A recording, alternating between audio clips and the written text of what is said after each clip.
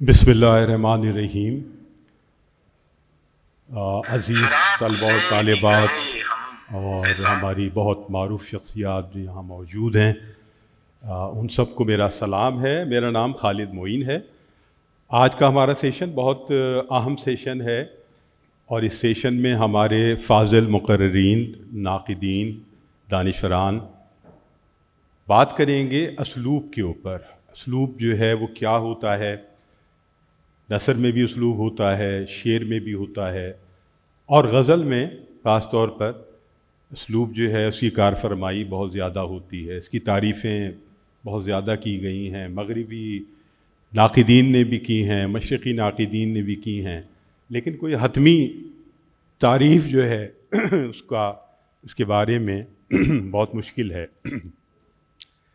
इख्तिसार से ये बात कही जा सकती है कि उसलूब किसी भी गज़ल गो के हवाले से बात करें तो किसी भी गज़ल गो का वो इज़हार है और वो लफ्ज़ियात हैं, वो तराकीब हैं, वो इस्तिआरे हैं, वो रोज़मर्रा है, वो मुहावरा है जिसमें वो अपना शेर आप तक पहुंचाता है। असातिज़ा से लेकर और ऐद हाज़िर तक, इफ्तिखार आरिफ साहब तक हम आ जाएँ तो उसलूब जो है वो बहुत अहम इसलिए होता है कि वो एक सतह पर लिखने वाले की पहचान बनता है, उसकी शनाख्त बनता है। और जब उसलूब बन जाता है तो फिर आप शायर का नाम याद ना भी रहे तो उसका शेर बोलता है, उसकी गज़ल बोलती है कि वो किस शायर की है। तो आज जो गुफ्तगू होगी वो आप सब के लिए और वो हम सब के लिए भी बहुत कुछ हमारी तरबियत करेगी, हमें बहुत सा सीखने का मौका मिलेगा। आप सब की आमद इतनी सुबह में बहुत खुशगवार है। आज की नशिस्त की सदारत हमारे उर्दू दुनिया के मुमताज़ तरीन शायर इफ्तिखार आरिफ साहब फरमा रहे हैं, जिनका नाम यकीनन किसी तारुफ़ का मोहताज नहीं है। नज़में भी उन्होंने लिखी हैं, लेकिन गज़ल ख़ास तौर पर उनका जो पहचान है वो गज़ल है। तो उसके अलावा अशफाक़ हुसैन साहब यहाँ मौजूद हैं, वो भी उर्दू दुनिया का बहुत नुमायाँ नाम हैं, अहम नाम हैं।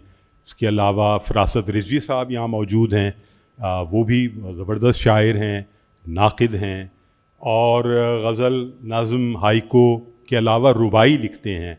जो मौजूदा दौर में रुबाइयाँ कम कही जाती हैं। जी हाँ, बिल्कुल उमर ख़याम वाली रुबाइयाँ जो ख़ुद कहते हैं, ज़ाहिर है, और उनका एक उसमें उसलूब भी है। इसके अलावा डॉक्टर प्रोफेसर ज़ियाउल हसन साहब लाहौर से तशरीफ़ लाए हैं। वो भी बहुत ज़बरदस्त शायर भी हैं, नक़ाद भी हैं, दानिश्वर भी हैं। उसके अलावा अहमद मुबारक साहब हैं जो अमेरिका से तशरीफ़ लाए हैं हमारे ही शहर के, लेकिन मैंने उनसे पूछा कि कितने बरस के बाद आए हैं, तो उन्होंने कहा कि 18 बरस के बाद। तो मैंने कहा कि 18 बरस के बाद आप आए हैं, लेकिन वैसे के वैसे ही हैं जैसे 18 बरस पहले गए थे। तो इसके अलावा जावेद सबा साहब मौजूद हैं, बहुत ज़बरदस्त शायर, बहुत मकबूल शायर, और एक जहद जो उनकी भी बहुत नुमायाँ नहीं हुई है वो उनकी जो तनक़ीदी शऊर है वो उन्हें बहुत ज़बरदस्त है। उसके अलावा डॉक्टर अंबरी हसीब अंबर हैं, जिनसे आप ख़ास तौर पर नौजवान नस्ल बहुत अच्छी तरह वाकिफ़ है और एक उनकी अपनी आलमी शोहरत है। गज़ल और नज़्म बहुत अच्छी कहती हैं, तनक़ीद निगार हैं बहुत अहम, और निज़ामतकार तो वो हैं ही। उनके सामने मैं कुछ गुफ्तगू करते हुए थोड़ा सा कन्फ्यूज़ भी हो जाता हूँ। सब मौजूद हैं यहाँ, आप सब लोग उनकी गुफ्तगू मुलाहिज़ा फ़रमाएँगे। वैसे तो असलूब गज़ल पर बात की जाए तो फैलती ही चली जाएगी और घंटों जो है वो हमारे जो मुक़र्रिरीन हैं बोलते चले जाएंगे और फिर भी ये मौजू जो है शायद पूरी तरह गिरफ्त में ना आ सके।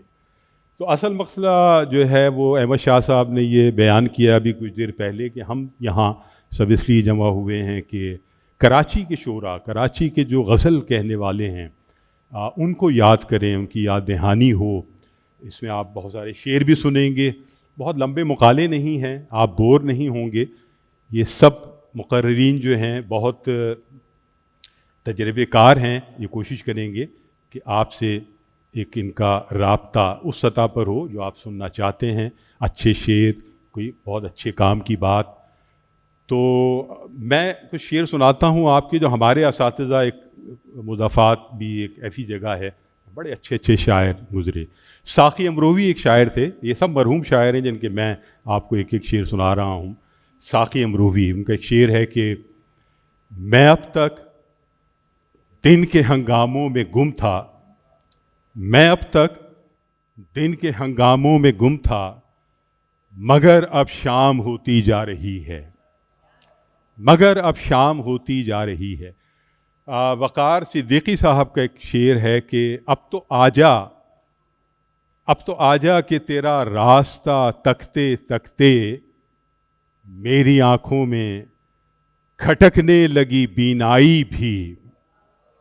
اب تو آجا کہ تیرا راستہ تکتے تکتے میری آنکھوں میں کھٹکنے لگی بینائی بھی. اور ان کا ایک شعر ہے کہ برف جانے نہ موم ہی جانے، برف جانے نہ موم ہی جانے، آدمی جس طرح پگھلتا ہے. برف جانے نہ موم ہی جانے، آدمی جس طرح پگھلتا ہے. خالد علی ہمارے ترقی پسند شاعر، بہت ممتاز شاعر، وہ بھی گزر گئے ہیں.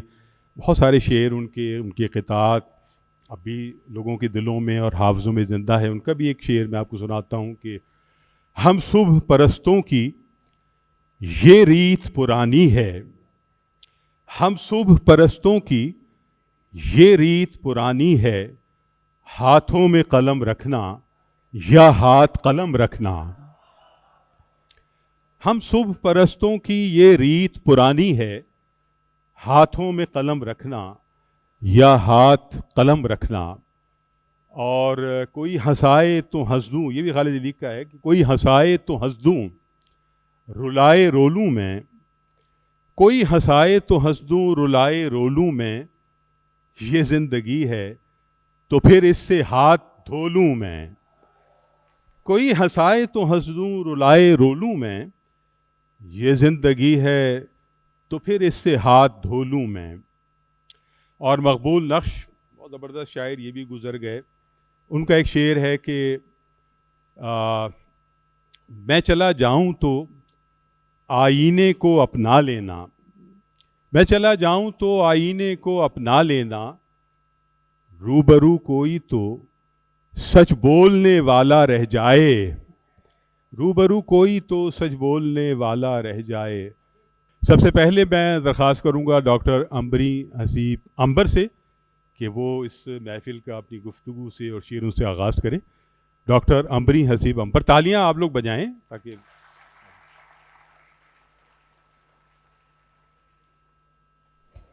بہت شکریہ خالد معین صاحب. جیسا کہ ابھی آپ نے آغاز میں بات کی تھی کہ ہم یہاں اسلوب پہ بات کرنے کے لیے جمع ہوئے ہیں، اور ظاہر ہے کہ ایک قول بڑا مشہور ہے کہ انسان ہی اسلوب ہے.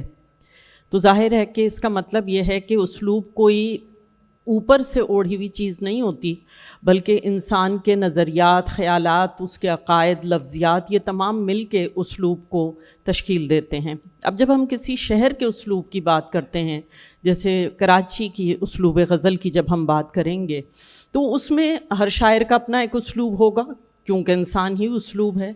اور ہر شاعر صاحب اسلوب نہیں ہوتا، لیکن کئی شاعر ایسے ملیں گے جو صاحب اسلوب ہیں. جب ہم شہر کے اسلوب کی بات کریں گے غزل کی، تو پھر ہم وہ قدر مشترک دیکھنے کی کوشش کریں گے جو یہاں کے شعراء میں ہمیں نظر آئے، اور وہ رنگ، آہنگ یا طرز اظہار جو کراچی سے مخصوص ہے.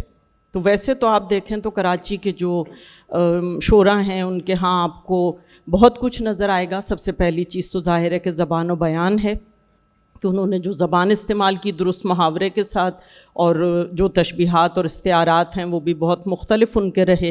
اس کے ساتھ ساتھ شہر، چونکہ یہ بہت بڑا شہر ہے اور کثیر ثقافتی شہر ہے اور صنعتی شہر ہے، تو یہاں اس بڑے شہر کی پیچیدگیاں بھی ہمیں ملتی ہیں، تنہائی اور اجنبیت بھی ملتی ہے. تو جیسے رئیس فروغ نے کہا کہ اونچی مسحریوں کے دھلے بستروں پہ لوگ خوابوں کے انتظار میں تھے اور مر گئے. اور اسی طرح جو ہے وہ شہر کی اور جو چیزیں انہوں نے کہی ہیں کہ تمام رات نہایا تھا شہر بارش میں، وہ رنگ اتر ہی گئے جو اترنے والے تھے، جمال احسانی صاحب ہیں۔ اور یہ شعر دیکھیں کتنا زبردست ہے اور ہمارے شہر کی کیسی نمائندگی کرتا ہے اور کیسے اس کا اظہار کرتا ہے کہ زندگی اور اس قدر مصروف، آدمی اور اس قدر تنہا، رسا چغتائی صاحب کا شعر ہے۔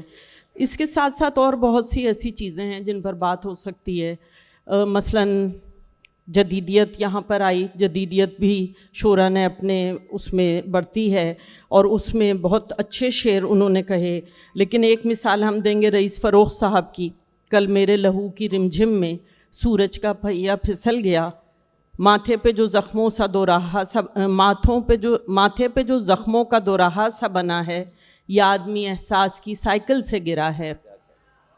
لیکن ہم جو بات کرنا چاہیں گے، اور بھی بہت ساری باتیں ہیں جو ہم نے کیا ہے اور اس پہ بات کریں گے، لیکن سب سے اہم بات جو ہمیں لگتا ہے کہ کراچی کی غزل کا مزاج اور اسلوب بناتی ہے، وہ سب سے پہلی چیز تو ہے ہجرت۔ ظاہر ہے کہ یہاں ایک بڑی تعداد میں لوگ ہجرت کر کے کراچی آئے اور یہاں انہوں نے اپنا قیام کیا، تو وہ جو ایک ہجرت کا کرب ہے، ایک ہجرت کا دکھ ہے، وہ یہاں پر تمام شعراء کے ہاں ہمیں نظر آتا ہے، اور وہ اتنا ابتدا سے ہے اور اس قدر گہرا ہے کہ اگر ہم دیکھیں ان کے استاد قمر جلالوی صاحب کے پاس، تو وہاں بھی ہمیں اس طرح کے شعر مل جاتے ہیں جس میں انہوں نے یہ ذکر کیا کہ ہزاروں ہو گئے بے آشیانہ آشیاں والے، بہار آئی مگر بربادیاں لے کر بہار آئی۔ اور سیماب اکبر آبادی صاحب نے کہا کہ بہت دلچسپ ہے سیماب شام وادی غربت، وطن کی صبح میں کچھ اور تھیں رنگینیاں پھر بھی۔ تو یہ ایک دکھ ہے۔ اب اگر ہم کہیں کہ یہ دکھ تو پنجاب میں بھی ہے، کیونکہ ہجرتوں سے سب سے زیادہ جو متاثر ہوئے وہ پنجاب اور سندھ ہوئے ہیں، لیکن پنجاب میں ہجرت کرنے والوں کو ایک سہولت یہ رہی کہ وہ پنجاب سے پنجاب ہجرت ہوئی تھی، تو وہاں زبان اور ثقافت کا اتنا فرق محسوس نہیں ہوا۔ یہاں جو لوگ ہجرت کر کے آئے ان کے ساتھ مسئلہ یہ ہوا کہ ان کی زبان، ان کی ثقافت، ان کی تہذیب سب کچھ مختلف تھی، اور یہاں جو تہذیب اور ثقافت اور زبان ہے وہ بھی کئی ہزار سال پرانی ہے، تو وہ بھی اپنے اندر ایک بھرپور اور مکمل اور مضبوط تہذیب ہے۔ یہاں سے کراچی کے شعراء میں شناخت کا بحران پیدا ہوا، آئیڈینٹی کرائسس، اور ہمیں لگتا ہے کہ یہی وہ نقطہ ہے، ہمیں یہ لگتا ہے کہ یہ وہ نقطہ ہے، یہ وہ نفسیات ہے جس نے کراچی کی غزل کو یکسر تبدیل کر کے رکھ دیا ہے، اور آپ اسے دوسرے شہروں کی غزل سے بہت آسانی سے مختلف کر سکتے ہیں۔ مثلاً آپ دیکھیے کہ ہجرت کا دکھ ہمیں ناصر کاظمی کے ہاں بھی ملتا ہے کہ گلی گلی آباد تھی جن سے کہاں گئے وہ لوگ، دلی اب کے ایسی اجڑی گھر گھر پھیلا سوگ، سارا سارا دن گلیوں میں پھرتے ہیں بیکار، راتوں کو اٹھ اٹھ کر روتے ہیں اس نگری کے لوگ، جب تک ہم مصروف رہے یہ دنیا تھی سنسان، دن ڈھلتے ہی دھیان میں آئے کیسے کیسے لوگ۔ تو ہجرت کا دکھ تو وہاں بھی ہے، اپنوں سے بچھڑنے کا، اپنی جڑوں سے الگ ہو جانے کا، ایک نئی جگہ پر آنے کا۔ لیکن جو دکھ ہمیں یہاں ملتا ہے اس میں اگر آپ محسوس کریں تو آپ کو یہ آئیڈینٹی کرائسس نظر آئے گا کہ ہم ایسے کون تھے لیکن قفس کی یہ دنیا کہ پر شکستوں میں اپنی مثال سے بھی گئے۔ اور اسی طرح جو ہے وہ بہت اہم اشعار جو ہیں اس حوالے سے ہم نے نکالے تھے کہ کوئی حاصل نہ تھا آرزو کا مگر سانحہ یہ ہے اب آرزو بھی نہیں، کوئی حاصل نہ تھا آرزو کا مگر سانحہ یہ ہے اب آرزو بھی نہیں، وقت کی اس مسافت میں بے آرزو تم کہاں جاؤ گے ہم کہاں جائیں گے۔ اب اس حوالے سے اگر آپ جان ایلیا کی شاعری کو دیکھیں تو ان کے ہاں جو ہمیں اضطراب ملتا ہے، جو کرب ملتا ہے، جو بے چینی ملتی ہے، وہ مٹتی ہوئی تہذیب کا نوحہ ہے، کیونکہ یہاں پہ عام طور پر یہ ہوتا ہے کہ انسان کی زندگی میں شناختی بحران کا کوئی ایک سبب ہو جاتا ہے، مثلا فرض کیجئے کہ ثقافت مختلف مل گئی، یا کسی کو اپنی جگہ تبدیل کرنی پڑی تو اس کو اس میں ایک مسئلہ محسوس ہو گیا. لیکن یہاں پر کیا ہوا کہ یہاں تقسیم بھی ہوئی اور آنے کے بعد سب کو ایک غیر یقینی صورتحال کا سامنا رہا. ایسا محسوس ہوا کہ ہماری شناخت ہم سے چھن رہی ہے, ہماری تہذیب ختم ہو رہی ہے. اسے بچانے کی, اس زبان کو بچانے کی ایک شعوری کوشش بھی ہمیں کراچی کے شعراء کی غزل میں نظر آتی ہے, اور اسی سے پھر اس کا پورا اسلوب بنتا ہے جس میں تنہائی بھی ہے, اجنبیت بھی ہے اور بہت کچھ ہے. تالیاں بجائیے گا. بہت ساری وقت کم ہے, مقابلہ سخت ہے. ڈاکٹر عمری حسیب عنبر نے کراچی کی غزل کو ہجرت سے جوڑا, پھر شناخت کے بحران سے جوڑا, اور بھی بہت ساری باتیں کی, شعر بھی سنائے. اب ہم چلتے ہیں احمد مبارک صاحب کی طرف. خود ہی بہت زبردست شاعر ہیں اور بہت زبردست ڈیبیٹر بھی ہیں, تو میں درخواست کروں گا احمد مبارک صاحب سے کہ وہ اسلوب غزل یا کراچی کی غزل کے حوالے سے کچھ ارشاد فرمائیں. شکریہ خالد معین. بات یہ ہے کہ جو بہت شکریہ جا کراچی کی جو غزل ہے نا, دبستان کا کوئی تقابل نہیں ہوا کرتا. جیسے ہر گلیرا رنگو بوئے دیگر است, ہم کہہ سکتے ہیں کہ دبستان کراچی کی جو اپنی فضا ہے. ابھی ہم نے سنا کہ ہجرت ہے, یعنی ہجرت 47 کی ہجرت, پھر 71 کا واقعہ, مشرقی پاکستان کا ہم سے جدا ہو جانا. ایک ایسا لگتا ہے کہ یہ دبستان کراچی میری کیفیت کے زیر اثر ہے, لیکن اس کو ڈیفائن غالب نہیں کیا کہ گریہ چاہے ہے خرابی میرے کاشانے کی, در و دیوار سے ٹپکے ہے بیاباں ہونا. تو ہم جب اس شہر میں ہم جوان ہوئے تو ہم نے دیکھا کہ میشر صاحب سے, میشر بداونی صاحب سے لے کر تابش دہلوی, اور بعد میں چھوٹے چھوٹے دبستان یہاں وہاں تھے. لیکن جیسے ہم مدنی صاحب کا ذکر کریں تو ہم دیکھیں گے کہ اسلوب جہاں ہے یہ بالکل طے بات ہے, دنیا میں ہر جگہ اس میں کوئی بحث ہے ہی نہیں. اور میرا خیال ہے کہ یہ وقت ضائع کرنے کے مترادف ہے کہ ہم اسلوب کی تعریف میں کھو جائیں. اسلوب خود شاعر ہے, اور اسلوب اس کا بنتا ہے اس کے گھر سے, اس کے گھر کی کتابوں سے, اس کے ماں باپ بہن بھائی, اس کے اسکول سے, اس کے دوستوں سے, اس کے مطالعے سے, پھر اس کے مشاہدے سے جب وہ سڑکوں پہ نکلتا ہے کہ یہ سرد رات, یہ آوارگی, یہ نیند کا بوجھ, ہم اپنے شہر میں ہوتے تو گھر گئے ہوتے. اب دیکھیے, اگر میں شعر پڑھوں گا تو آپ پہچان ہائے ہوا, یعنی یہ کسی اور کا شعر ہے, یہ دبستان کراچی کا نہیں ہے, کہ ہوا جب چل پڑی تو راہ نکلے گی زمانوں کی, کھلے گا کوئی دروازہ اسے پہچان لوں گا میں. کوئی شاعر, کوئی ادیب اگر کراچی کا ہے اور اس کا کوئی فقرہ, جملہ یا شعر ہمارے سامنے آتا ہے تو ہم پہچان جاتے ہیں کہ یہ وہ ہے. تازہ ہوا بہار کی دل کا ملال لے گئی, پائے جنوں سے حلقہ گردش حال لے گئی, یا طلسم خواب زلیخا و دام بردہ فروش, ہزار طرح کے قصے سفر میں ہوتے.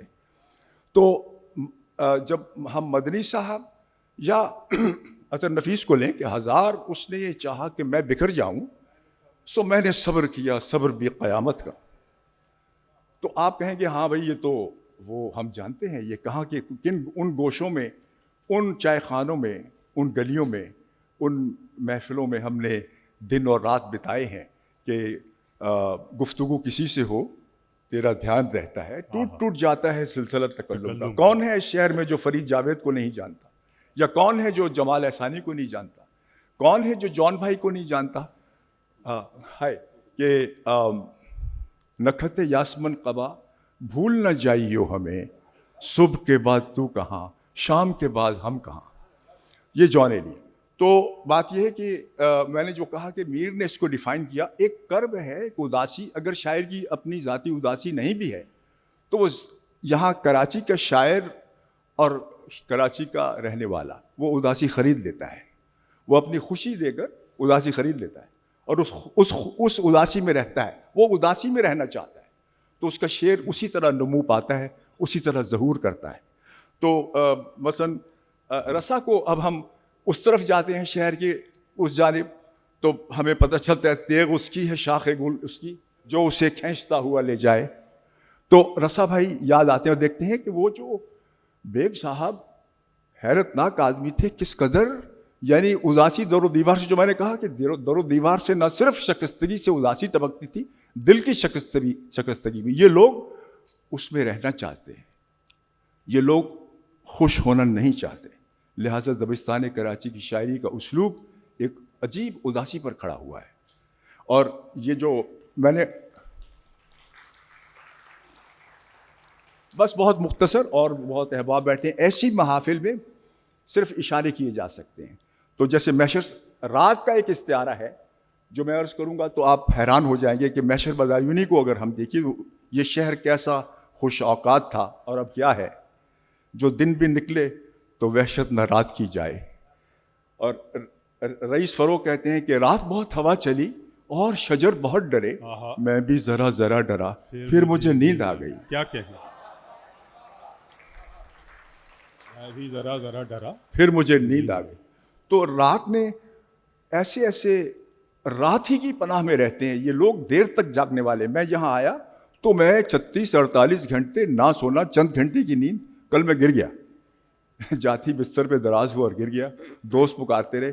تو یہ شہر جاگنے کا شہر ہے، راتوں کو جاگتا ہے، دن سے اس کا کوئی سروکار نہیں. دن میں وہ ہے کہ جمال احسانی نے کہا کہ جمال وعدہ یکنان خشک پر رہنا ہمارے واسطے آساں ہے عمر بھر رہنا. یہ افتخار عارف بیٹھے ہیں، وہ بھی تلاش رزق کے جو ان کے مشہور شعر ہیں، لیکن پھر کہیں رومان بھی آتا ہے. ایسا نہیں ہے کہ اداسی ہی رہتی ہے. شاعر خوش ہونا چاہتا ہے. شاعر کہتا ہے کہ شاخ پہ شاخ گھومیے اور گلاب دیکھیے، ایسا بھی کیا کہ ساری عمر ایک ہی خواب دیکھیے. شاعر کہتا ہے کہ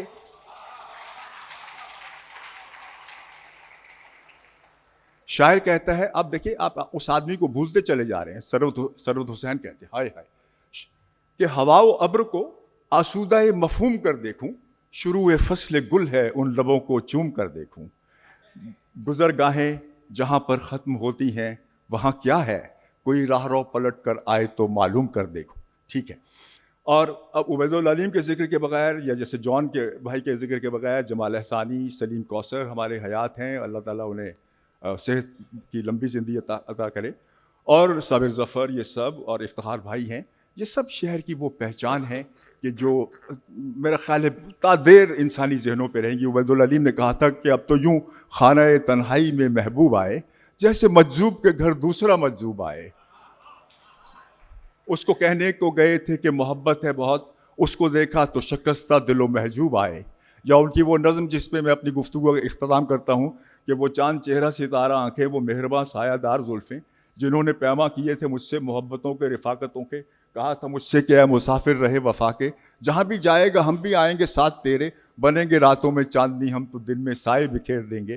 وہ چاند چہرہ ستارہ آنکھیں، وہ مہرباں سایہ دار زلفیں، ہزاروں چہروں، ہزاروں زلفوں، ہزاروں آنکھوں کا ایک سیلاب تند لے کر میرے تعاقب میں آ رہے ہیں. ہر ایک چہرہ ہے چاند چہرہ، ہیں ساری آنکھیں ستارہ آنکھیں، تمام ہیں مہرباں سایہ دار زلفیں.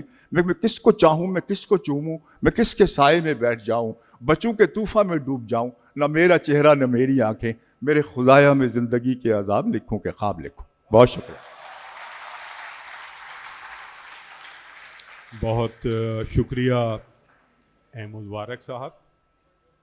ہائے ہائے ہائے. تو شعور بھائی کا یہ میں معافی کے ساتھ شعور بھائی کی بس ایک سیکنڈ کے لیے ہائے ہائے بھائی کیا جانم ہے، کیا دلبر شاعر ہیں. وہ کہتے ہیں کہ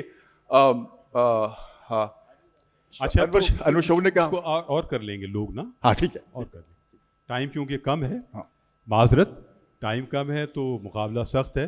اب ہم چل رہے ہیں جاوید صبا صاحب کی طرف. ایک مقبول شاعر ہیں، ان کا حال ہی میں بہت ہی چند دنوں قبل ہی مجموعہ آیا ہے تازہ، ابھی تنہائی نامکمل ہے.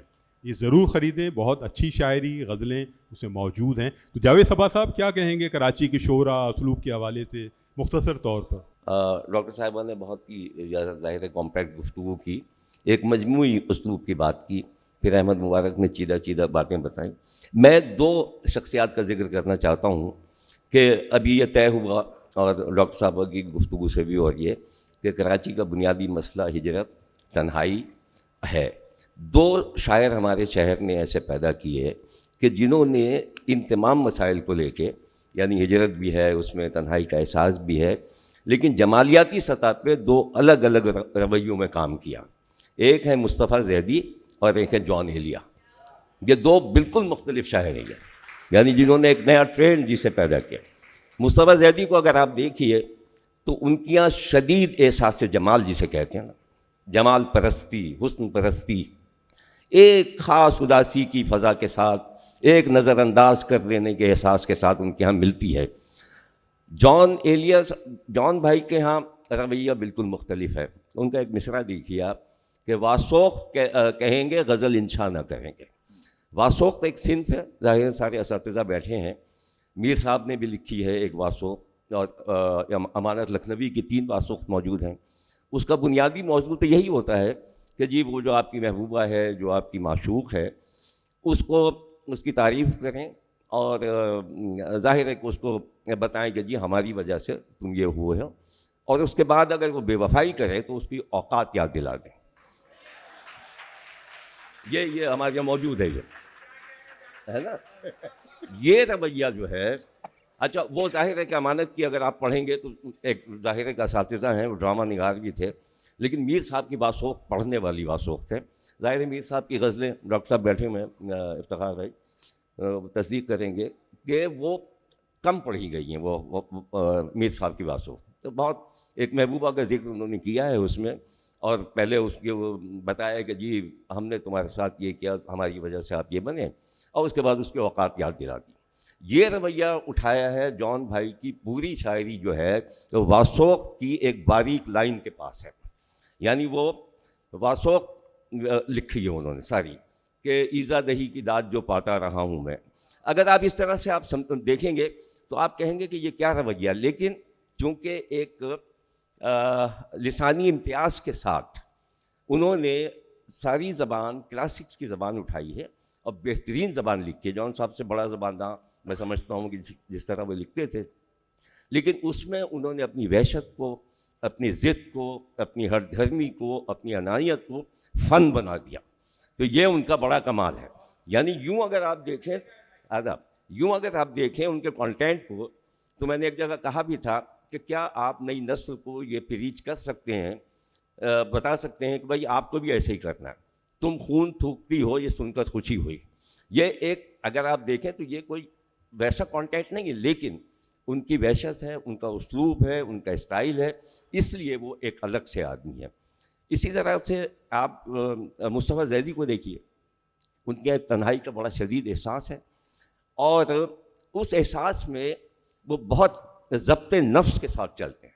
ان کا ضبط نفس بہت ہے ان کے ہاں. کہاں والی جو ان کی غزل ہے کہ انہی راستوں پہ چل کر اگر آ سکو تو آؤ، میرے گھر کے راستے میں کوئی کہکشاں نہیں ہے. اس طرح کی غزلیں، شعلہ جس نے مجھے پھونکا میرے اندر سے اٹھا. تو یہ 2 رویے کراچی کی پوری مجموعی جو فضا ہے اس سے مختلف ہیں، اس لیے بہت بڑے آدمی ہیں، وہ پہچانے جاتے ہیں، اور جان صاحب کا جو چرچا گلی گلی اور سب جگہ پہ ہے. بہت شکریہ. ضیاء صاحب، اسلوب کراچی کی غزل اور جو شاعر آپ کے پاس موجود ہیں انتخاب کے حوالے سے تو ارشاد فرمائیے. جی بسم اللہ الرحمن الرحیم. جناب صدر اور حاضرین مجلس، شاعری کو کئی طرح سے دیکھا جا سکتا ہے، ہم سب دیکھتے بھی ہیں اپنے اپنے طریقے سے. میں شاعری کو اس طرح دیکھتا ہوں کہ وہ ہمارے وجود کا وہ اظہار کرتی ہے جو تخلیقی ہوتا ہے. کراچی کے شاعر اور لاہور کے شاعر میں ایسے نہیں دیکھتا، کہ میرا خیال ہے کراچی کا شاعر ہونا یا لاہور کا شاعر ہونا کوئی بڑی بات نہیں ہے. جیسے مثال کے طور پہ اس شہر کے ایک شاعر ہیں، ان کا نام ہے سلیم احمد. بہت زیادہ لوگ ان پہ بات بھی نہیں کرتے، قصہ پارینہ سمجھ لیا گیا ہے.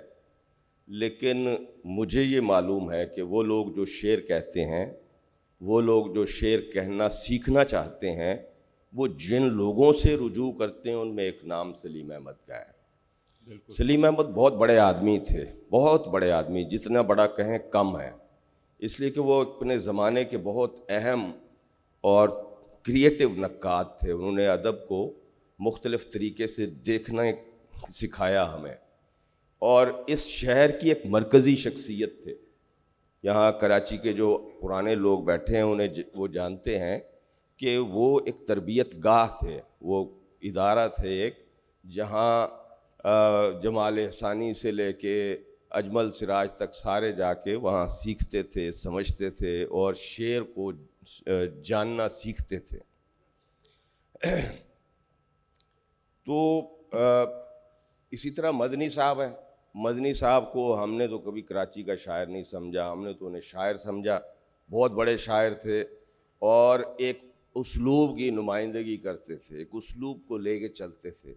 میرے ذہن میں اگر آئے تو ایک شاعر یہاں میرے سامنے بیٹھا ہے، ایک شاعر جو ہے لاہور کے تھے جو مدنی صاحب کے اسلوب کے بہت زیادہ قریب تھے یا انہوں نے سیکھا ہے. اس نے شمشیر پہ لکھا کہ اجل تیری ہے، دل کو لازم ہے کہ اس ناز پہ اسبات کرے. پس شام علم کسی میر نگاہ کو دیکھتے ہیں، یہ لوگ کہاں میرے حال تباہ کو دیکھتے ہیں. میرے شاہ کی آنکھیں پترائی ہوئی لگتی ہیں اور دیکھنے والے اوج کلاه کو دیکھتے ہیں. یہ بہت صاف طور پہ آپ کو معلوم ہو جاتا ہے کہ یہ جو منبع ہے وہ کہاں سے آ رہا ہے. اور خود مدنی صاحب ہوں یا سلیم احمد ہوں، ان کے پیچھے کھڑے ہیں یگانہ اور فراق. تو وہ جسے آپ میر کا اسلوب کہتے ہیں یا وہ جسے آپ غالب کا اسلوب کہتے ہیں، وہ یگانہ اور فراق کے ذریعے سے ان تک پہنچا اور یہاں سے پھر آگے ہمارے ان شاعروں تک پہنچا جن کا جو سلسلہ دراز ہوتے ہوئے اجمل سراج تک آتا ہے. تو میرا خیال ہے کہ ہمیں کچھ اس طرح سے دیکھنا چاہیے. جیسے سلیم احمد کے میں آپ کو 2-3 شعر سناتا ہوں کہ ٹھہر جاتے ہیں کہ آداب سفر جانتے ہیں، ٹھہر جاتے ہیں کہ آداب سفر جانتے ہیں، ورنہ منزل کو بھی ہم راہ گزر جانتے ہیں. اور نامرادان محبت کو حکارت سے نہ دیکھ، یہ بڑے لوگ ہیں جینے کا ہنر جانتے ہیں. دیکھ ہے دست عطا تیری غلط بخشی کو، یہ الگ بات کہ ہم چپ ہیں مگر جانتے ہیں. تو اب آپ دیکھیے کہ آپ تو سن کے آپ نے واہ کی، میں کھڑا ہو گیا، میں نے کہا یہ کون سے آداب سفر ہیں کہ جو ٹھہرنے میں مضمر ہیں. پھر میرے ذہن میں میر کا شعر آیا کہ مرگ ایک ماندگی کا وقفہ ہے، یعنی آگے چلیں گے دم لے کر. تو مجھے معلوم ہوا کہ اگر سلیم احمد کے پیچھے یہ شعری تجربہ نہ ہوتا تو ٹھہرنے کے معنی بہت چھوٹے ہوتے. پھر مجھے یاد آیا کہ ایک قافلہ چلا تھا مدینے سے اور وہ چلتے چلتے کربلا پہ آ کے ٹھہر گیا، اس لیے کہ وہاں ٹھہرنا مقدر تھا اور وہ آداب سفر اسے بتا رہے تھے کہ اس جگہ پہ قیام کرنا ہے. تو قیام کرنا جو ہے وہ اور ٹھہرنا اب ہمارے لیے تو معنی مختلف ہو جاتے ہیں. یعنی شاعر ہمارے لیے کیا کرتا ہے، وہ ہمیں نئے معنی بتاتا ہے. اس نے شمشیر پہ لکھا کہ اجل تیری ہے، دل کو لازم ہے کہ اس ناز پہ اسپات کرے. یہاں اجل کے معنی کوئی اور ہو جاتے ہیں. تو مرگ و حیات کے نئے معنی کا تعین شاعر کرتا ہے.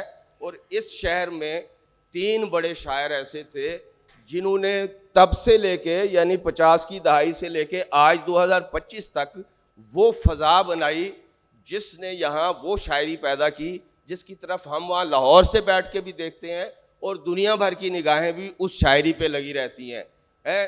آگے بھی لگا ہوا ہے بازار اے راحت دہر کے خریدار، یہ مجھ سے 5 سال چھوٹے شاعر کا شعر ہے. آگے بھی لگا ہوا ہے بازار. تو وہ ایک نئی مابعد الطبیعات پیدا کرتا ہے. شاعر کیا کرتا ہے کہ ایک نئی میٹا فزکس پیدا کرتا ہے. وہ کہاں سے کرتا ہے؟ وہ اپنے وجود کے اندر سے نکالتا ہے اور وجود کو ملاتا ہے اس 300-400 سال کی شعری روایت کے ساتھ جس سے ایک نئی دنیا بنتی ہے اور اس کے مقابل آتی ہے. کوئی شعر سنا دیں اور یاد آ رہا ہو. اب ہم چلتے ہیں ہمارے بہت اہم شاعر نقاد فراست رضوی صاحب. تالیاں بجائیے، بہت اہم لوگ ہیں. اعوذ باللہ من الشیطان الرجیم، بسم اللہ الرحمن الرحیم. صدر گرامی جناب افتخار عارف صاحب و معزز حاضرین محفل، السلام علیکم. وقت کم ہے اور موضوع جو ہے وہ بہت ہی وسعت اور وقت کا طالب ہے، لیکن میں چند مختصراً معروضات آپ کی خدمت میں پیش کروں گا۔ دیکھیے، ابھی عنبرین نے یہ کہا کہ ہجرت جو ہے وہ ہماری غزل کا ایک بڑا مسئلہ تھا، یہ بالکل درست ہے۔ اور جو ابتدا میں کراچی میں غزل لکھی گئی، بلکہ پاکستان میں لکھی گئی، کراچی خاص طور پہ، اس میں جو ہے فسادات اور ہجرت کا دکھ جو ہے، اور بعد میں اس میں بے گھری، جیسے ابھی شعر امید فاضلی صاحب کا پڑھا گیا کہ ہم اپنے شہر میں ہوتے تو گھر گئے ہوتے، یا یہ کہ وہ حالی کی زمین میں ہے کہ مدتیں ہو گئیں دیکھے ہوئے گھر کی صورت، جانے کب خانہ بدوشی کے یہ دن گزریں گے، مدتیں ہو گئیں دیکھے ہوئے گھر کی صورت۔ تو بے گھری، ہجرت، فسادات، یہ ابتدائی موضوعات جو ہیں یہاں غزل کے تھے۔ اور آپ کو پتہ ہے کہ ہجرت کا دکھ اور اس طرح کے حالات جب انتقال آبادی ایک ملک سے دوسرے ملک میں ہو، تو جو حالات پیدا ہوتے ہیں وہ میر کے عہد سے بہت مماثل ہیں، کیونکہ میر جب دلی اجڑ گیا اور وہ لکھنؤ آئے تو وہ جو حالات تھے اور ان حالات کی مماثلت جو یہاں تھی، اس کی وجہ سے میر پرستی شروع ہو گئی یہاں۔ میر پرستی کا بہت بڑا دور گزرا ہے یہاں، اور میر کے زیر اثر، جیسے کہ ابھی ضیاء صاحب نے کہا کہ یگانہ تو سلیم احمد صاحب کے استاد تھے، اور وہ اپنی ذاتی ملاقاتوں میں بتاتے بھی تھے کہ جب یگانہ یہاں آئے کراچی اور رشید ترابی صاحب کے گھر انہوں نے قیام کیا، تو سلیم احمد ان سے ملنے جاتے تھے، اپنے کلام پہ اصلاح لیتے تھے، وہ بڑا ناز کرتے تھے وہ یگانہ کے شاگرد ہونے پر۔ لیکن چونکہ عسکری صاحب کے استاد فراق صاحب تھے، اور فراق جو ہے وہ میر پرست ایک شاعر تھے، تو فراق کا اثر سلیم احمد پہ بہت زیادہ تھا۔ اور یہاں جو اسالیب تھے ان میں کئی طرح کے اسالیب تھے۔ ایک دیکھیے، ایک تو فارسی زدہ اسلوب تھا، یہ ایک بہت فارسی اسلوب کے جو ہے لفظیات کے ایک شاعر ہمارے سامنے بھی بیٹھے ہوئے ہیں، افضال احمد سید، کہ بس ایک شام کا خورشید تھا کہ اسب غریب تہی رکاب میری خیمہ گاہ میں آیا، میں پیش برش شمشیر بھی گواہی میں کف بلند میں ایک شاخ یاسمی لایا۔ خود مدنی صاحب کی شاعری جو ہے اس پر بھی جو پرشین کلر ہے وہ بہت زیادہ ہے، اور فارسی ڈکشن جو ہے وہ ان کی شاعری کا ایک بنیادی جوہر ہے۔ تو ایک تو اس طرح کے اسالیب تھے، اور ایک جو میر کے زیر اثر شاعری کی جا رہی تھی۔ پھر یہاں ایسی غزل بھی لکھی گئی کہ جس میں ایک پولیٹیکل کلر تھا، ایک سیاسی رنگ تھا، یعنی محشر صاحب کی پوری غزل جو ہے وہ سیاسی ویژن کے بغیر سمجھی نہیں جا سکتی۔ کرے دریا نہ پل مسمار میرے، ابھی کچھ لوگ ہیں اس پار میرے۔ تو اس طرح کے شعر انہوں نے لکھے کہ نہ جاؤ گھر کے شب افروز روزنوں پہ کہ لوگ دیا مکان میں جلتا بھی چھوڑ جاتے ہیں، سایہ طلب گئے جدھر بول اٹھے وہیں شجر، آئے ہو اب مسافرو جب ہمیں دھوپ کھا گئی، یا زخم تارے سنگ ہنر سے زخم رفو ہو جاتے ہیں، چہرہ تراشی کھیل نہیں ہے ہاتھ لہو ہو جاتے ہیں۔ اب یہ جتنے شاعر کراچی کے ہیں، شومیہ قسمت سے سب میرے احباب تھے، اور میں نے ان کے ساتھ، یہ انور سنرائے صاحب بیٹھے ہیں، یہ ہمارے بہت معتبر گواہ ہیں، وہ سارے ہمارے دوست تھے، ان کے ساتھ ہم نے روز و شب گزارے، ہوٹلوں میں، سڑکوں پہ، بسوں میں، محفلوں میں، شب داریوں میں، وہ جمال ثانی ہو، ثروت حسین ہو، سلیم احمد ہوں، محشر بھائی ہوں، جتنے لوگ تھے سب سے ہماری قربت تھی، اور بھی آپ نام لیتے چلے جائیے۔ تو اب ان کو غیر کی طرح دیکھنا میرے لیے مشکل ہوتا ہے، کیونکہ وہ تو میرے وجود کا حصہ ہیں۔ اب رئیس فروغ کی شاعری میں جو ایک مقامی رنگ تھا، یعنی ایک مقامیت تھی، اور ایک تجربے کی ایسی نزاکت تھی، اور ان کے اسلوب میں اس نزاکت سے ایک ایج پیدا ہو جاتی تھی، ایک دھار پیدا ہو جاتی تھی، اور وہ کیسے ہم پر اثر انداز ہوتی تھی، اور کتنی سمپلسٹی تھی، اور اس سمپلسٹی میں کتنی برجستگی تھی، اور اس میں کتنا میجیکل ایک ٹرانس موجود تھا کہ گھروں میں جب تلک رہنا سفر کی آرزو کرنا، سفر میں جب تلک رہنا گھروں کی گفتگو کرنا۔ اور کیا شعر لکھا کہ رفوگر چاند نکلا ہے نہ تارے ہیں نہ جگنو ہیں، رفوگر اپنے ہاتھوں کے اجالے میں رفو کرنا. بہت اچھے. تو اب چونکہ ناظم کی طرف سے اشارہ ہے کہ کلام کا انقطاع کیا جائے تو میں بہت معذرت چاہتا ہوں. خیالات بہت ہیں, باتیں بہت ہیں, اشعار بہت ہیں.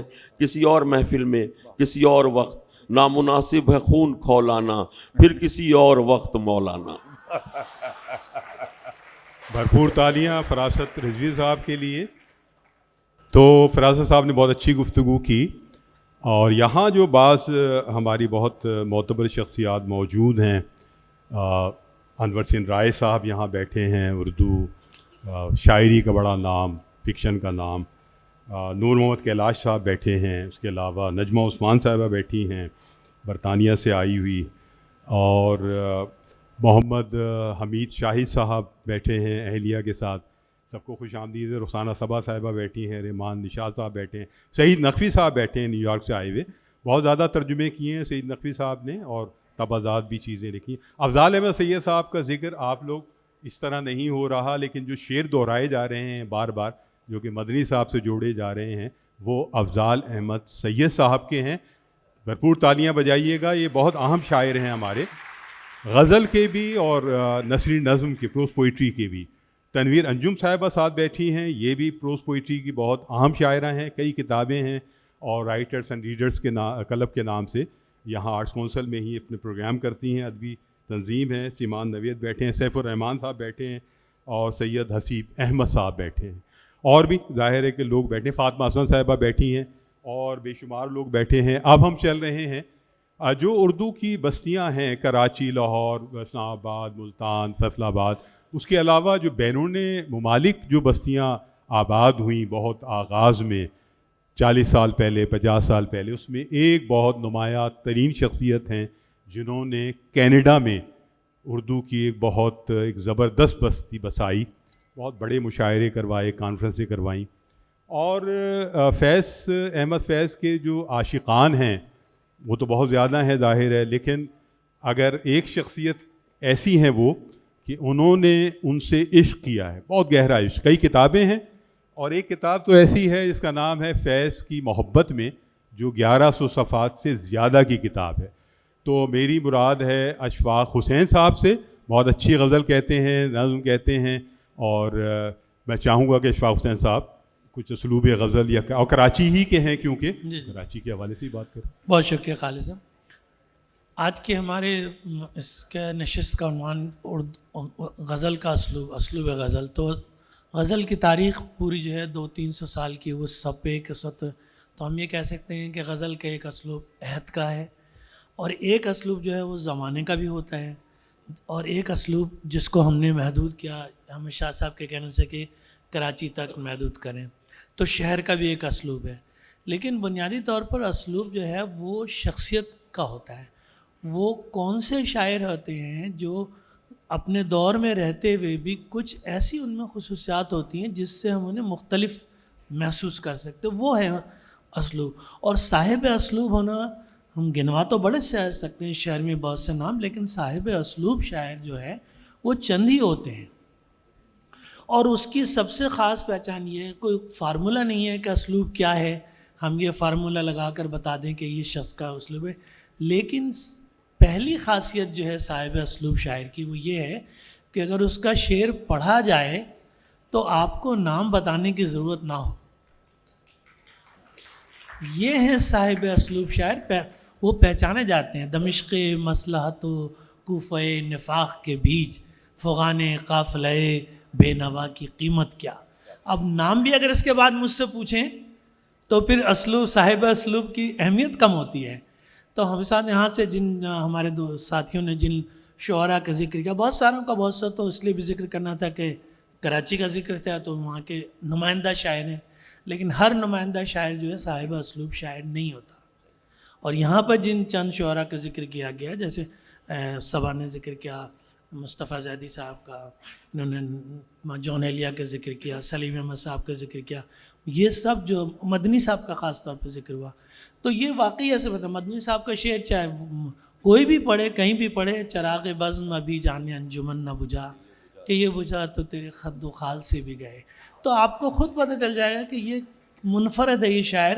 اپنے دور ہزاروں شاعر ہیں غزل کے، تو اس میں سے چند شاعر چند میں سے بھی پہچان لی جائے کہ ہے.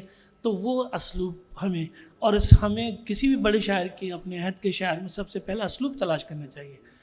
رضا چغتائی صاحب کا ذکر ہے، اس لیے آیا کہ وہ صاحب اسلوب شاعر تھے.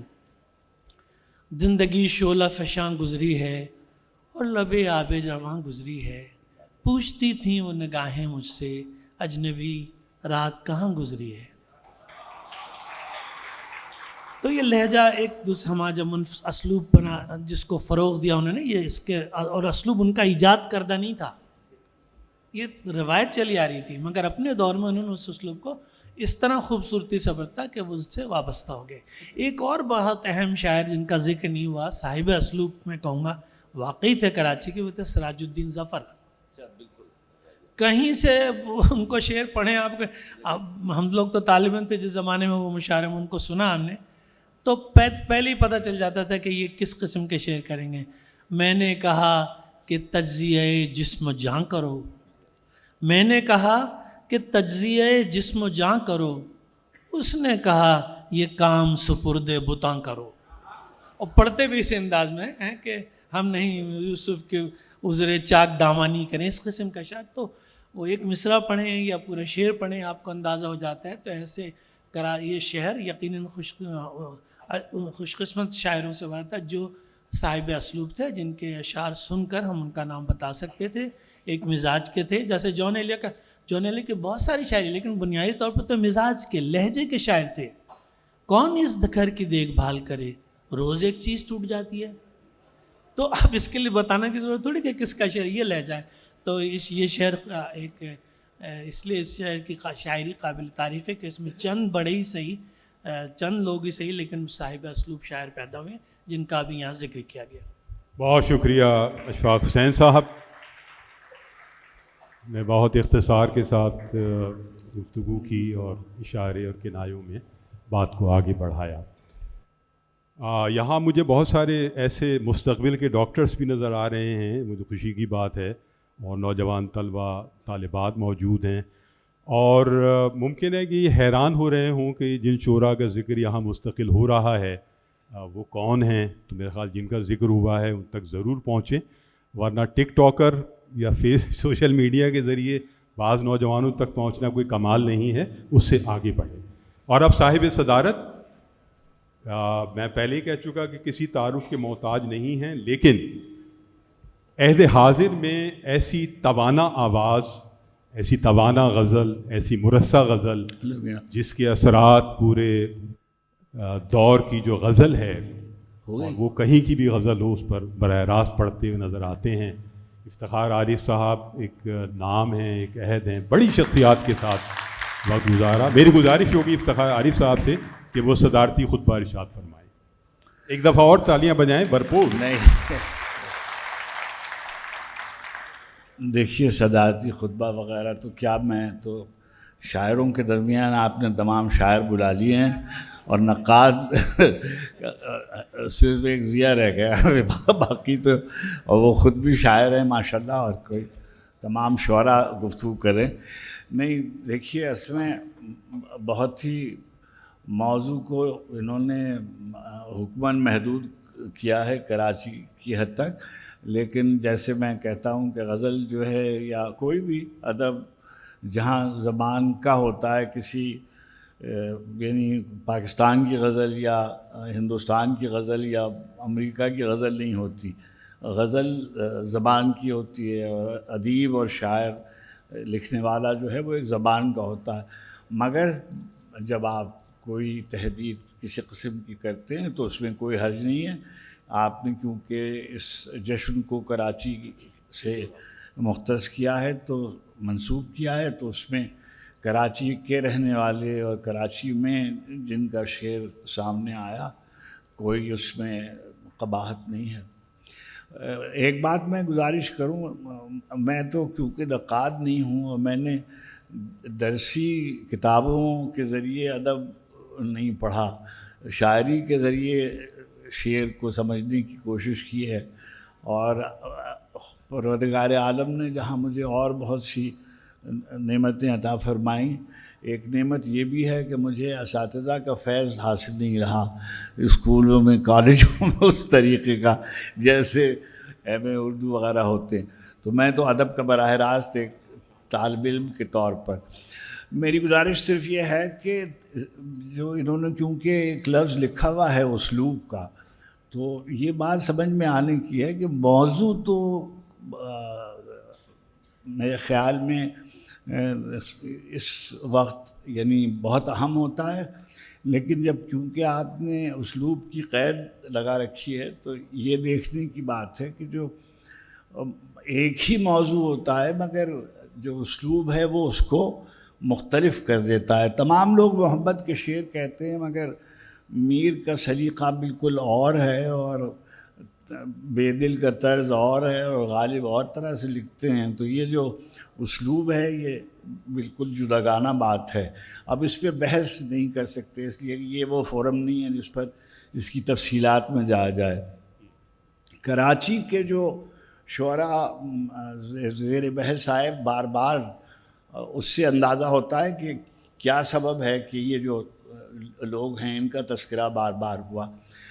میں ذرا سا ایک پرانی وضع کا آدمی ہوں اور میری عمر بھی بہت ہے، اس لیے میں نے نسبتاً ان لوگوں سے زیادہ عمر گزاری ہے اور 2-4 نام شاید مجھے پہلے سے یاد تھے. مثلا ایک اسلوب ہے شعر کہنے کا، آسان زبان میں اور ایک تہذیبی پس منظر کے ساتھ لفظ کی ایک خاص طرح کی کا برتنا اور خاص طرح کی انداز سے لکھنا. کیا ڈھب ہوتا ہے اور کیا طرز ہوتا ہے جسے انداز بھی کہا گیا، قرینہ سلیقہ بھی کہا گیا.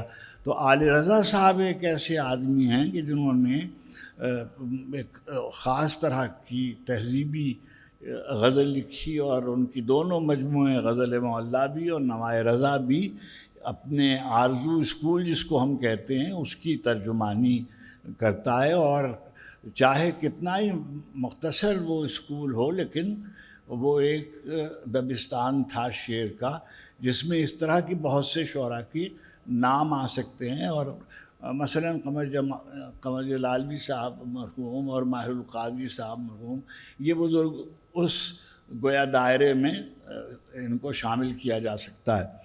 دوسرے جو جس کا ذکر بار بار آ رہا ہے اور میر صاحب کی روایت کے غزل کی جو شاید اردو غزل کی سب سے مستحکم روایت وہی ہے کہ جو مسلسل ہے، وہ میر سے ہوتی ہوئی کہاں سے ہوتی ہوئی اگر یہاں آپ آئیں تو اس میں ایک سلیم احمد صاحب کا ذکر ضیاء نے کیا. اور میں سمجھتا ہوں کہ جو یعنی اکائی سے لے کر اور مشرق تک کا جو سفر ہے اس میں آپ اگر غزلیں دیکھیں گے تو آپ دیکھیں گے کہ وہ بیاض کی غزل جو ہے وہ جداگانہ غزل ہے. اور میں کیونکہ یہاں طالب علم بھی ہیں کہ یہ جو بعض اوقات بعض چیزیں ہیں جو کھردرے لفظوں کا استعمال ہے، خاص طرح کی جسے آپ کہیے کہ زبان کا ورتارا ہم جس کو پنجابی میں کہتے ہیں، وہ سلیم احمد کیا ہے وہ بالکل جداگانہ ہے مگر اسی کی ایک ترقی یافتہ شکل. اب شعر تو بہت سے میں پڑھ سکتا ہوں، دل حسن کو دان دے رہا ہوں، گاہک کو دکان دے رہا ہوں، جو فصل ابھی کٹی نہیں ہے میں اس کا شاید کوئی بندہ خدا آئے صحرا میں اذان دے رہا ہوں. اب یہ جو صحرا میں اذان دینے والی غزل ہے یہ رات وہ وہاں تک پہنچی کہ وہ ہاتھ میں آیا ہے آدھی رات کے بعد، دیا دیے سے جلایا ہے آدھی رات کے بعد. یہ جو ایک خاص طرح کا مزاج ہے، دستخط ہیں سلیم احمد کے. ابھی ضیاء نے جو غزل پڑھی اور بعد کی غزلیں تمام کی تمام چراغ نیم شب کی غزلیں اور بالکل جداگانہ غزلیں. مدنی صاحب کا ذکر بالخصوص کیا گیا اور فارسی آمیز ڈکشن کی وجہ سے بھی اور اپنے موضوعات کے بہت دیکھیے وہ ترقی پسند شعراء میں تھے اور آخر تک ان کے موضوعات میں اس طریقے کی نظری وابستگی نظر آتی ہے، غزل میں بھی اور نظم میں بھی. لیکن غزل میں ایک خاص ڈھب سے شعر کہنا، مصرع بنانا جو ہے، اس سے آپ کو ایک مصرع بھی آپ مدنی صاحب کا پڑھیے تو آپ کہہ سکتے ہیں کہ یہ عزیز حامد مدنی کا مصرع ہے. چنانچہ وہ دشت امکان ہو، چشم نگراں ہو، نخل گماں ہو، تمام کی تمام جو ان کی کا شعری سفر ہے، اس سے آپ کو اس کے بالکل مختلف ہونے کا اور اسلوب غزل کے اعتبار سے، اسلوب بیان کے اعتبار سے وہ شاید کراچی کی اردو کی غزل کے بہت بڑے آدمی ہیں. کراچی میں رہتے تھے تو کراچی کی غزل کے میں سمجھتا ہوں سب سے بڑے نمائندہ شاعر اگر ہم کسی کو کہیں تو وہ عزیز حامد مدنی ہیں. اس کے بعد ایک اور اہم نام ہے جن کو نظر انداز ہم کرتے ہیں، وہ میشر بدایونی ہیں. ان کے موضوعات جداگانہ ہیں. اچھا دیکھیے، ہجرت کے موضوع پر میشر بھائی نے، سرشار صاحب نے، امید بھائی نے، ہم سب نے کچھ نہ کچھ لکھا ہے. لیکن میشر صاحب نے جس طریقے سے اپنے زمانے کی سیاسی حالات کو کلاسیکی روایت کے انداز میں لکھا ہے، شاید ہی کسی اور شاعر نے ان کے ہم اثروں میں کسی نے لکھا ہو. سراج الدین ظفر یکا تنہا اپنی طرح کے آدمی تھے، اور ان کے تمام شعر جو بھی آپ غزل اٹھا لیں، ایک مصرع بھی آپ پڑھیں گے غزال و غزل کا تو آپ کو بتا دے گا کوئی بھی آدمی کہ یہ ان کا مصرع ہے. ایک اور صاحب اسلوب شاید میرے نزدیک بہت ہی مختصر، بہت ہی چھوٹا، دو مجموعے ہیں، محبوب خزاں. اچھا، محبوب خزاں کا ذکر نہیں ہوتا ہمارے ہاں، رئیس فروغ کا ذکر نہیں ہوتا. یہ دونوں ہماری غزل کے بہت بڑے آدمی ہیں. انہوں نے بہت کم لکھا، اللہ کا شکر ہے کہ سب اچھا لکھا. یعنی مطلب یہ کہ کوئی کم لکھنا، زیادہ لکھنا، یہ کوئی شاید یہ بھی ایک ہوگا معیار، لیکن اصل بات یہ ہے کہ آپ نے لکھا کیا ہے. محبوب خزاں نے بہت ہی محدود ان کا اکیلی بستی ہے، بہت چھوٹا سا مجموعہ ہے، مگر کیسی اچھی غزل ہے. رئیس بھائی کا ابھی شعر پڑھے گئے، اور میں تو یعنی ایک شاعر کے طور پر اور ایک طالب علم کے طور پر میں رئیس فروغ کی غزل سیکھنے کے لیے پڑھتا ہوں. رات بہت ہوا چلی اور شجر بہت ڈرے، میں بھی ذرا ڈرا، پھر مجھے نیند آ گئی. عجیب شور تھا گرتے ہوئے درختوں کا، پکارتے تھے سہارا ملے سہارا ملے. یا وہ جو بہت ہی ان کی مشہور غزل ہے، نظر انداز نہیں کر سکتے، حسن کو حسن بنانے میں میرا ہاتھ بھی ہے، آپ مجھ کو نظر انداز نہیں کر سکتے. ہے نا، عشق وہ کار مسلسل ہے کہ ہم اپنے لیے ایک لمحہ بھی پس انداز نہیں کر سکتے. اچھا، ابھی دیکھیے ہماری بہت ہی نثری نظم کی بہت ہی ممتاز شاعرہ تنویر یہاں بیٹھی ہوئی ہیں اور فاطمہ بیٹھی ہوئی ہیں، لیکن ہم لوگوں میں سے کسی نے پروین کا ذکر نہیں کیا. پروین کی غزل جو ہے اس نے یعنی ایک خاص طرح کا مزاج، ایک خاص ڈھب سے مصرع لکھنا، اپنے بعد میں آنے والی خواتین کو ہی نہیں، مرد خواتین و حضرات کو بھی انہوں نے متاثر کیا. شاہدہ کی غزل، عشرت آفرین نے بہت اچھی غزل لکھی، ادا جعفری کی غزلیں بہت اچھی، زہرا نگاہ کی بات غزلیں اگر آپ دیکھیے، شام کا پہلا تارا سے لے کر فراق اور ورق کی شاعری میں تو بہت اچھی غزل ہماری، یعنی آپ اس کو صرف نسائی لہجے کی غزل کہہ کر بھی آپ اس کی اہمیت کا اعتراف کریں گے، لیکن اگر مجموعی طور پہ اگر آپ کہنا چاہیں کہ پہلی دفعہ ایسا ہوا کہ ایک جسے مکمل شاعرات، جنہیں شاعر آپ کہتے ہیں کہ بھئی جیسے ہم نظم میں کہتے ہیں کہ بھئی فہمیرہ جو ہے وہ شاعر ہیں، تو جیسے منیر نیازی شاعر ہیں، ایسے پروین ان لوگوں میں ہے جنہیں ہم مکمل شاعرہ کے طور پہ جانتے ہیں اور ان کا احترام کیا جانا چاہیے. اچھا، دوسرے ایک اور سراج الدین ظفر کا تذکرہ کیا، رسا چغتائی کا ذکر کیا جانا چاہیے. اور رسا جفتائی ہمارے بہت ہی صاحب اسلوب شاعر ہیں. کوئی یعنی ہمارے ہاں کیا ہوتا ہے کہ جیسے ہی ہم کسی کی شاعری کا ذکر کرنا چاہتے ہیں شعر سنانا شروع کر دیتے ہیں. یہ نہیں بتاتے کہ اس کے شعر میں جو معجزہ آیا ہے, جو روشنی آئی ہے, وہ کہاں سے آئی ہے. تو اگر آپ دیکھیں گے کہ جس طرح سے وہ مصرع بناتے ہیں, اچھا وہ چاہے دیکھیے اب سبھی نے لکھا ہوا ہے, یعنی ہمارے کوئی آدمی اردو غزل لکھے گا تو کہیں نہ کہیں کوئی نہ کوئی حسن و عشق کے تعلق سے شعر ضرور لکھے گا صرف, مگر ہر آدمی نے حسرت کی نے بھی لکھا ہوا ہوگا معاملے کے سلسلے میں, اور جان نے بھی لکھا ہے اور رسا نے بھی لکھا ہوا ہے. مگر رسا بھائی کے مصرے جو ہیں صرف مانے تھی حیا بند قبا کھلنے تلک, پھر تو وہ جانے حیا ایسا کھلا. معلوم ہوتا ہے کہ یہ رسا کا مصرع ہے, یا وہ جو چشمہ ٹھنڈے پانی کا, پوری غزل جو ہے وہ ان کے مزاج کو, ان کے ڈھب کی غزل ہے. بہت سے لوگوں نے اس طرح کی غزلیں کہیں. اطہر نفیس کا مصرع بنانے کا طریقہ بالکل جداگانہ تھا. اطہر بھائی کی غزل جو ہے وہ کلاسیکی روایت سے بالکل جڑی ہوئی تھی, اور وہ سلیم احمد صاحب سے بھی اور مدنی صاحب سے بھی بہت متاثر تھے.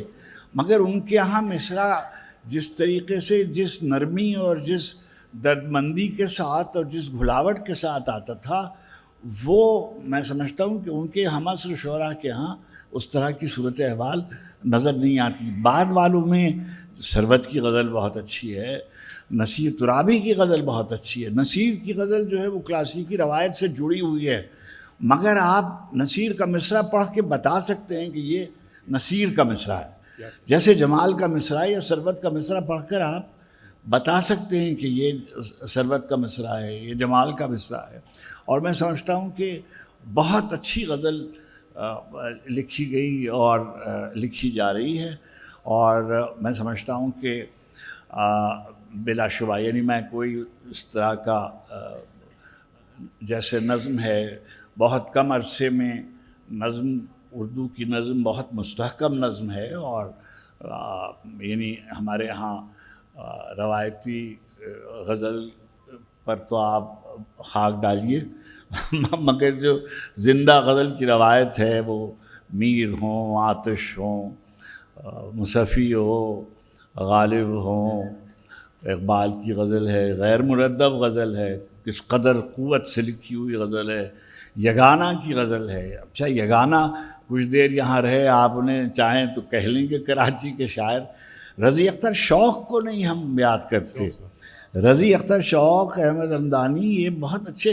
دیکھیے ہر زبان میں کوئی روزانہ, میں تھوڑا بہت میں نے ادب دیکھا ہوا ہے فارسی کا, مطلب کوئی اب اس وقت تو کوئی آدمی جو ہے وہ یعنی فرض کیجیے حافظ رومی, غالب سعدی, بیدل تو ہے نہیں فارسی میں, لیکن اچھا غزل کا ریوائول ہوا ان کے ہاں ایک دم سے. نیما کے بعد, نیما یوشج ایک شاعر تھے, ان کے بعد احمد شاملو وغیرہ نے بالکل پروز پوئم کی طرح شاعری کی روایت کو ڈال دیا. مگر پچھلے 50 برسوں میں فارسی میں غزل لکھی گئی اور بہت طاقتور غزل لکھی گئی. ہمارے ہاں اسی طرح سے ہر 10-20 سال کے بعد غزل کے خلاف ایک گویا مہادارائی کی صورت پیدا ہو جاتی ہے. ارے بھائی, جو آدمی, جس شاعر جس طرح سے اپنا اظہار کرنا چاہے, کسی کو نثری نظم لکھنے کی سہولت ہے تو وہ اس میں اپنے شعری وجود کا اظہار کرے, اس کو حق حاصل ہے, وہ لکھے. کوئی یعنی ان کی طرح سے ہائیکو لکھنا چاہے تو وہ جاپان نہ بھی جائے پھر بھی لکھتا رہے, مطلب ہمیں کیا ہے. اگر فرض کیجئے کہ ان کو اپنی طرح سے مینڈک اور بندر اور کیچوے وغیرہ پہ شاعری کرنے کی ضرورت ہے تو یہ لکھتے رہیں. میں ان کو بھی حق حاصل ہے کہ یہ ہائیکو لکھے, اور جب تک جاپانی سفارت خانہ ہے ہائیکو زندہ رہے گی. اچھا اچھا ہمارے ہاں کیونکہ کما کانی بند ہو گئی ہے ادھر اسلام آباد میں، تو آج کل ہائی کک کا بازار ادھر ٹھنڈا ہے اور بہت بندہ، مگر غزل کی روایت نہایت اچھا. کیا سبب ہے کہ جیسے ہی شاعر 17 برس 8 مہینے کی حد عبور کرتا ہے سلمان پیرزادہ کی طرح، وہ غزل لکھنے لگتا ہے؟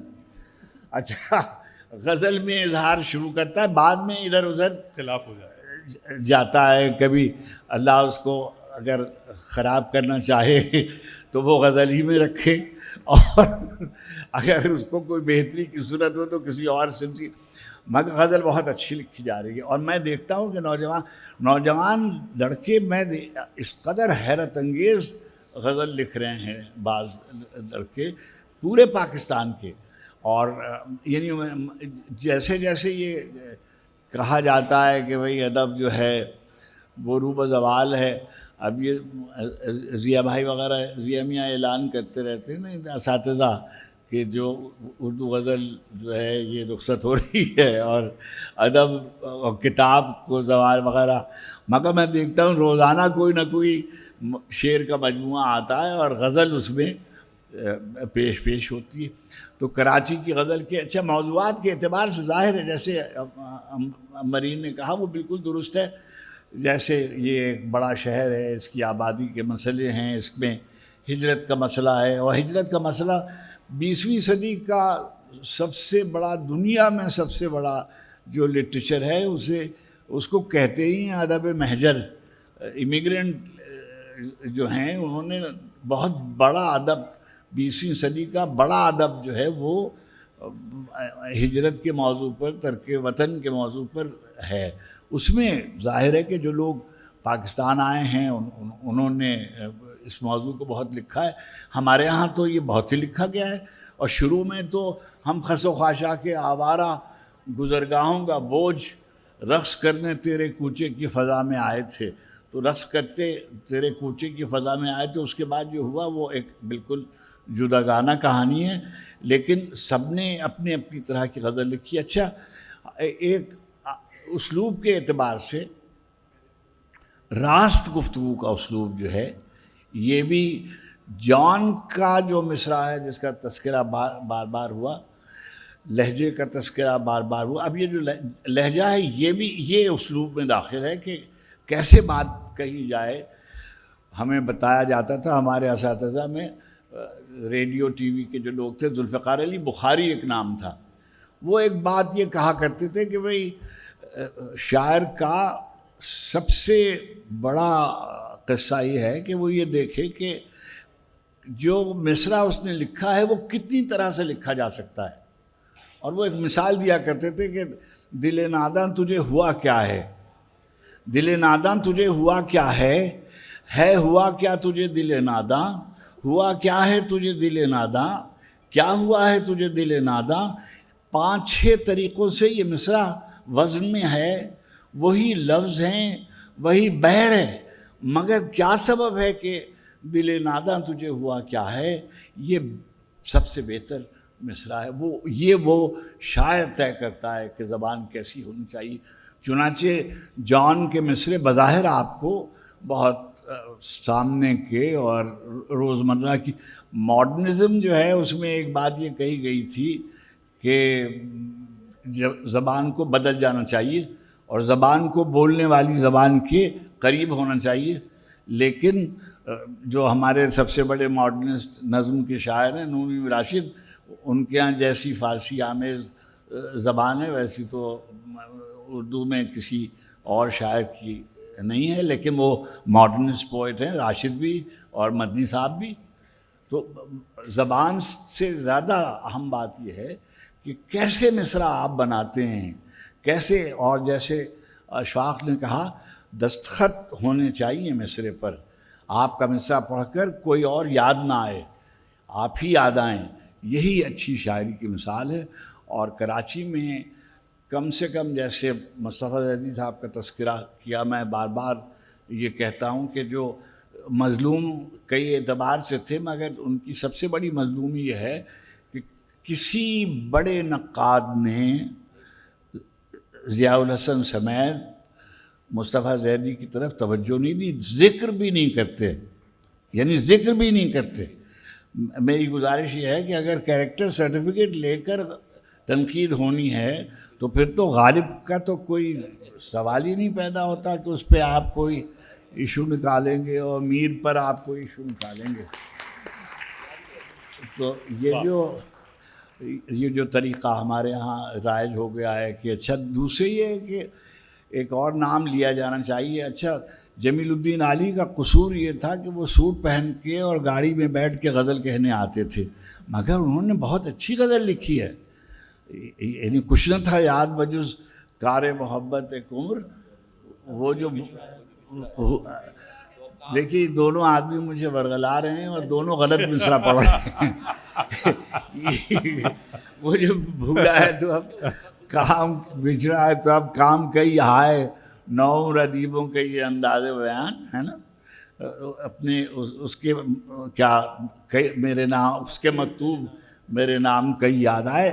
نہایت اچھے شاعر، اور میں کیا عرض کروں، دوہے لکھے انہوں نے، ظاہر ہے اچھے دوہے لکھے اور اپنے طرز میں دوہے لکھے، مگر غزل بھی انہوں نے، غزلیں دوہے گیت کی غزلیں جو ہیں وہ ان کا نام اپنے زمانے میں ناصر کاظمی اور سلیم احمد کے ساتھ لیا جاتا تھا، اور ہمارے بڑے نقادوں نے ان کا تذکرہ کیا، اور وہ اچھے شاعر بہت تھے، اور ان کا بھی کہیں تذکرہ اور ذکر نہیں ہوتا۔